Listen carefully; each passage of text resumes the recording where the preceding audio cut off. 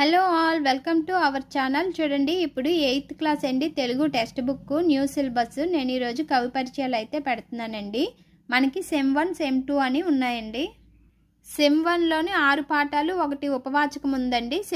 Sem 2లో కూడా 6 పాఠాలు 1 ఉపవాచకం అయితే ఉందండి. చూడండి, ఇదిగోండి, సెమ్ 2లో కూడా 6 పాఠాలు 1 ఉపవాచకం ఉంది. మనం సెమ్ 1 కవి పరిచయాలు అయితే చూద్దాం.